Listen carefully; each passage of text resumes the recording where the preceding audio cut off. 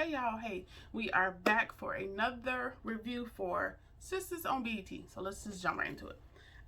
We are on episode 7, and we are in the wake of the extravaganza, where they went out to help. I'm thinking it was like a charitable function for Maurice in support of Calvin's dad.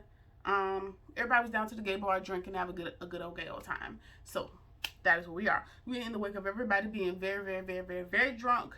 Andy taking old boy home, and yeah.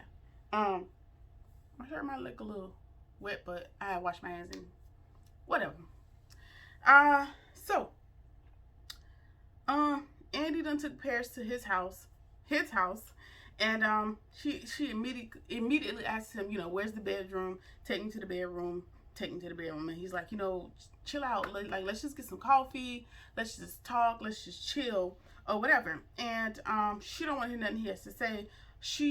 But what he wants to know is why does she want him so terribly? Knowing that she just came out of whatever she just came out of with Gary. And he asked her, does she do this often? Because it's seeming very promiscuous ski adjacent. And he's concerned, like, okay, do you just pick up people randomly all the time, or am I special? And she's like, I don't want to talk about all that. Let's just get to what we came here to do. And he gives his best valiant effort to resist her, but then she pulls off her jacket and she has on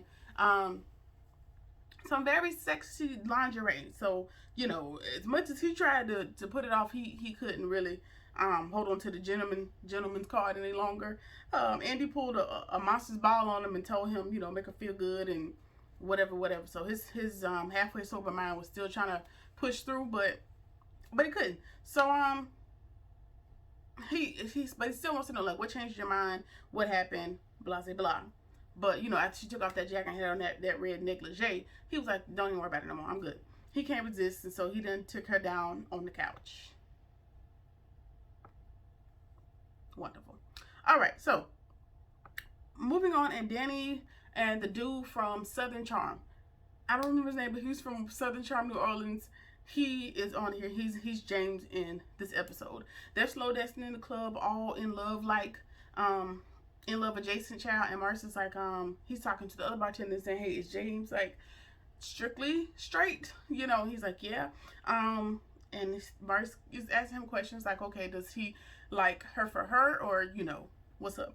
And basically the other bartender tells Marcy, like, yeah, he likes her, but he's also the type of guy, that sells himself to the highest female bidder. So kind of like a male gigolo type situation. And so Marcy's trying to run interference and, like, what, it's time to go, don't worry about it, take me home, blah blah blah blah blah. But she does take Marcy home, but she also takes James home with her. So she missed all of the warning signs, all of the signals about Mr. James, and so we'll catch up with that. All right, so Aaron is dropping Karen off, and I think this is her first time staying at the apartment since the whole incident happened where the guy got shot and Zach got stabbed.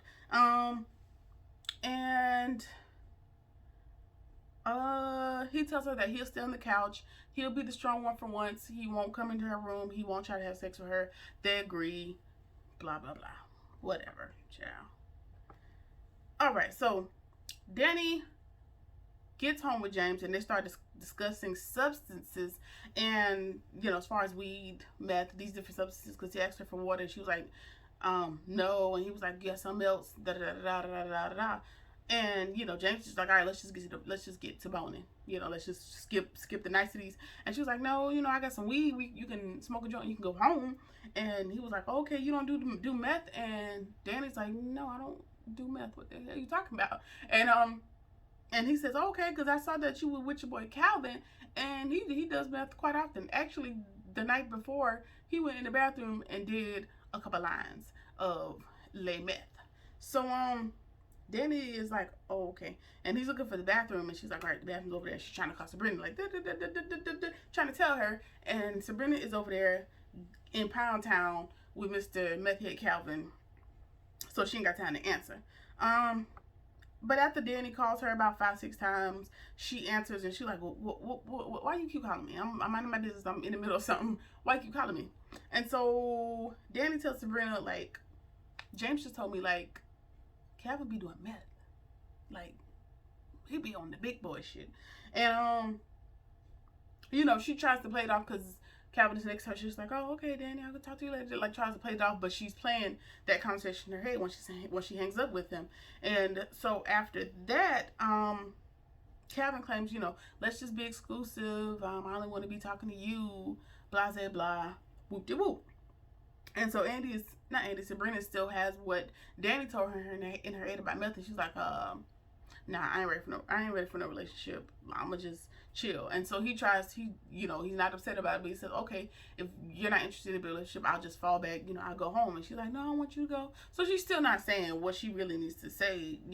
He is just like, okay, well, I'm gonna just go to bed because we both gotta go to work. I'm gonna just go to sleep because we both gotta go to work in the morning. But she's still, rolling in the fact that this dude might be a whole meth head out here, which may or may not contribute into why he don't got no money and he got to move in with Maurice, of which Sabrina does not know yet. So, all right. So she wants more time to think about whether she wants to really be in a relationship with Calvin, instead of asking him right in the spot, hey, is you on that meth or what? That just would have been an immediate question. Like, all right, the people down to the gay bar said you was on meth. Is you on meth, or are you just temporarily on meth? Like, okay, maybe you're trying to cope with losing your dad. Like, what's up? Like, how often do you meth? That's what I want to know. Okay, all right, cool. Whatever. All right, back at Danny's, James has been in the bathroom for quite some time. So much so, Danny has been able to call Sabrina on multiple occasions, had a whole conversation with Sabrina, and she's still sitting there smoking her little vape pen. And it dawns on her, James, what the hell you doing in my bathroom? You've been in there for quite some time. What you doing? James says he has taken a shower and brushed his teeth. Mind you, he ain't went in there with no toothbrush. So she was like, well, you didn't have a toothbrush. Well, what you mean? You brushed your teeth. And he was like, oh, I just used yours. You're nasty. That is disgusting. He used Danny's toothbrush to brush his teeth, and he just met her hours earlier. So at that point, that would have been sign number one and the only sign I needed, because you're nasty. What else are you willing to put in your mouth? But we'll get into what he's willing to put into his mouth a little bit later. Okay. Okay. So she tells him, you're nasty. You didn't use my toothbrush. Like, it's time for you to go. Like, I ain't got time. So he comes out the bathroom, and James is booty and bone birthday suit bucket naked. Brother is naked. And he is just spitting all types of nastiness in the ear, telling her, I'm gonna suck every toe you got, the bunions, the corns too, I'm gonna eat your ass. Like, you just putting the whole menu up for grabs. He was like, all right, girl, so you ready to do this or what? And Danny's like speechless this whole time. For Danny to just be flabbergasted and confuddled was laughable to me, but she really didn't know what to do. She was like, okay, no, I don't like my salad particularly tossed.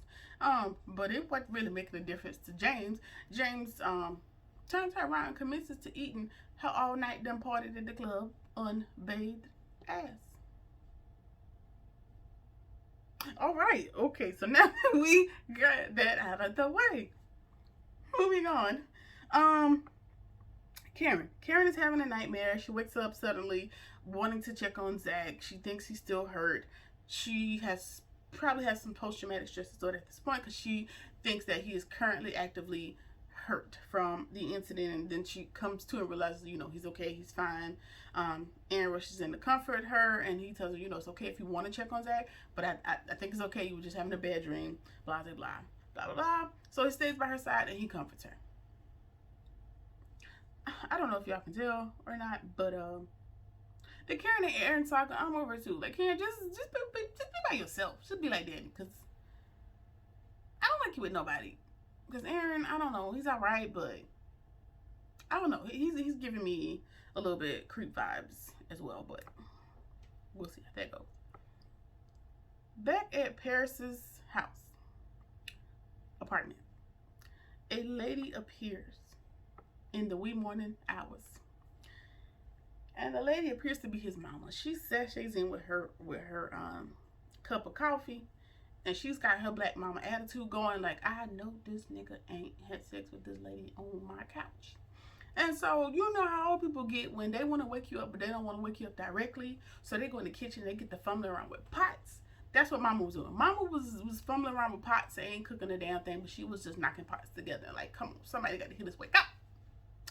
So she's trying to wake him up, and Andy, she's like, what is that noise? And Mr. Paris is just none the wiser. He's like, oh yeah, that's probably just my mama. And then look, you what? Your mama? You deal with your mama? You should have been done figured that out prior to this moment, girl. But okay, cool. So Miss Irene walks in, and she got enough attitude for all of us with her hot cup of coffee, and she is like, you know, I heard y'all getting down. I heard everything. I heard you begging for the D. Da da da da da. And Andy's like, okay, I'm sorry. Just give me my clothes, and I'ma go. I'ma go ahead and piece you out. And Mrs. Irene, like, no, I'm gonna hold you hostage for a little while because I got something to say. See, something about the old black limb, they gonna hold you hostage no matter who you are. They don't have to know you from a can of paint. They gonna hold you hostage until they say what they need to say. So this is the stance that Miss Irene has taken. Miss Irene also excuses Paris out the room. She tells Paris, go to the bathroom, go wash the sex off you. I need to talk to her. Go ahead about your business. All right, so he obliges, and he walks the hell out to the next room. And then he's just like flabbergasted, like, oh, you just gonna leave me here with your mama? And he ain't say nothing. He keeps going, right? All right, so she asks Andy, like, what happened? Why are you basically begging this man to sleep with you? And, you know, she's like, did your man make you mad? Mama just basically analyzed the whole situation, and she tells her, like, we already knew that you were going through with Gary because I think they own, like, a cleaning service or cleaning company, and they had come clean her office after the FBI had raided it. So Mama and Paris knew the situation, which is why they kept asking her, like, why you doing this? What's going on? Blah, blah, blah.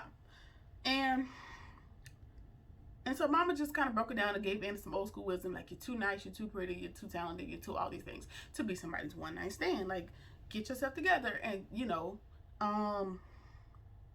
she knew, you know, she knew it was because of Gary.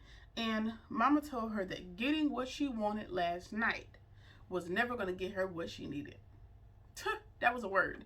That was a word from the Lord. And Andy is gullible as she is. She goes on to further ask, okay, well, if that's not what I needed, what do I need? And Miss Irene was like, okay, girl, that's where the wisdom runs out. I don't know what you need, but I know that this ain't it, because you feel bad about yourself now that you done woke up, which is what Karen was trying to warn you about last episode, but I digress.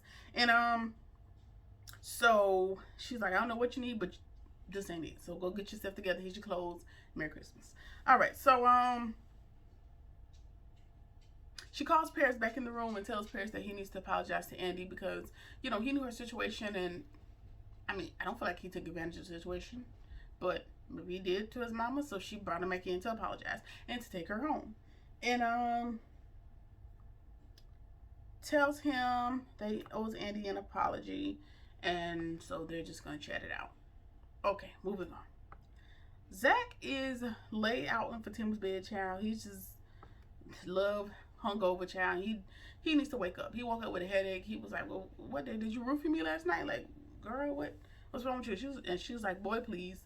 And she still woke up with the same attitude even after she got the D.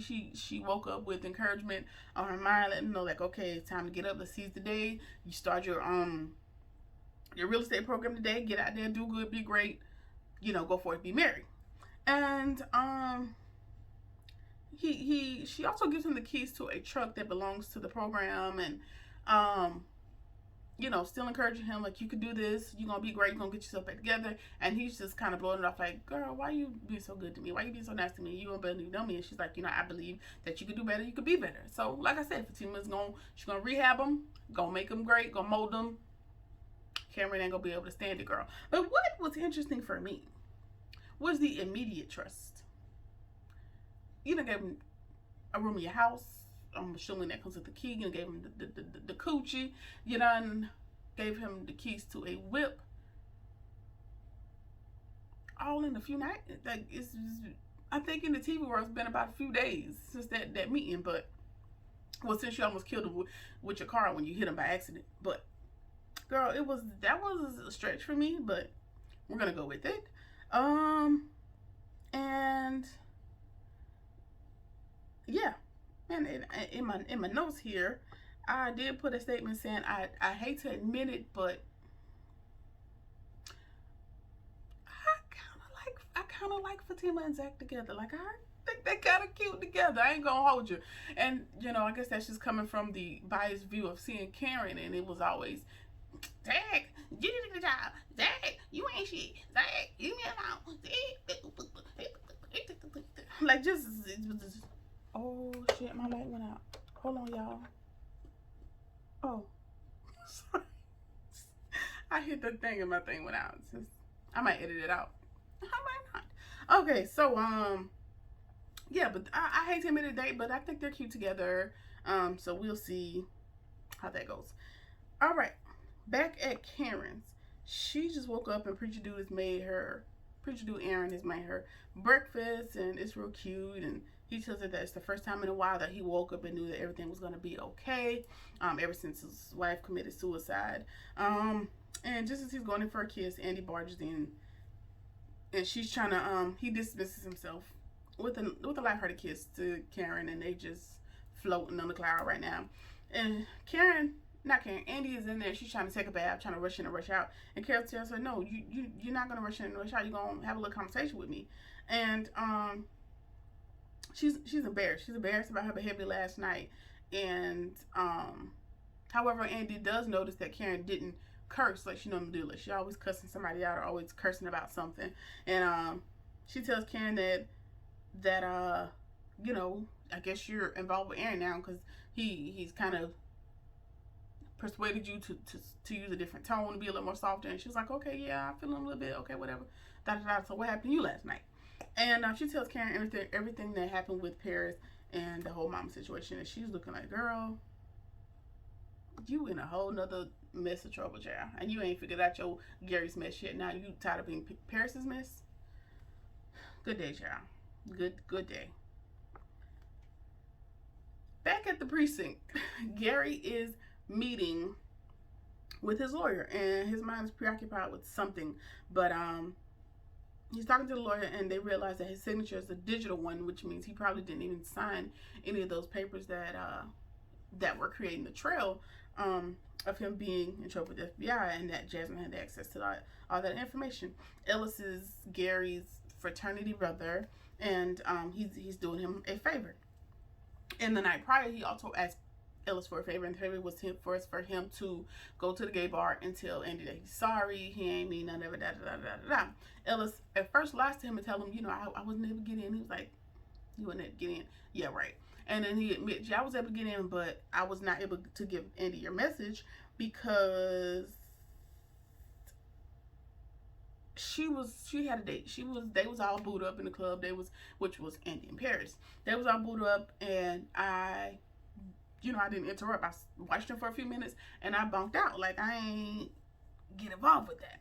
So, Gary's message of being so sorry never got to Andy. So he is losing it. Like, he smashed his hand on the table. Herb, get me out of here. Make sure she give me my money back. He's still crying about this damn money that you're never going to get back, hopefully. And sent him to her office to get the money back. So I'm assuming in the next episode he will go to potentially retrieve the money from a place that Andy still officially does not work back at yet. But okay, cool. So the lawyer's looking at him. He's kind of side-eyeing Gary too. Like he's getting a little fed up with the demands. Like, I'm doing you a solid. You come on with the snapping and the yelling. It couldn't have been me, because I'm doing you a favor. Just sit in here, you do life, you play with me. You better talk to me, but talk to me nice. That's all I can tell you. But yeah. So to go ahead and round out the episode, we're back at Danny's, and Cowboy walks in. And she's woken up, she's kind of looking around, like trying to see if James is in the bed. He's not, he's in the bathroom. So she's trying to rush Cowboy out. But we learn yet again that this landlord has let him in yet again. Like, how great is it that you just get access to anything you want just because you're white? Must be nice, right? Okay. All right. So landlord lets him in, and she's trying to rush him out. She's apologizing, saying she's trying to work on time. She's trying to be early. She's trying to get a promotion. Da, da, da. And he's like, Danny, as long as I know you ain't never tried to be on early for work or anything else. So what's really going on? And he claims he gets it now. He overreacted, and he apologized, and he understands where she was coming from.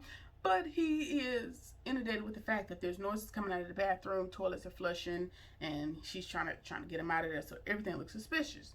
A toilet flushes, and James comes walking out, just butt booty bone naked yet again, and he's smiling, and he's looking at Cowboy like, all right, like what up, man? Like he's smiling like he greeting his homeboy at the gym or something. And that ended the episode.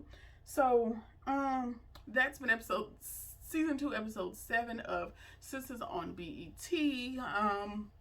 I know today's Tuesday. I know I'm a little bit late, a lot bit late, but I'm here. That's all that matters. So yeah, that was about it. I don't know what to make of James yet, so I don't know if he's gonna ask Danny for some money, to leave him some money on the nightstand when it's time to go, because from what I understand with the conversation with Maurice and the other bartender is he's basically like a little male prostitute situation type thing.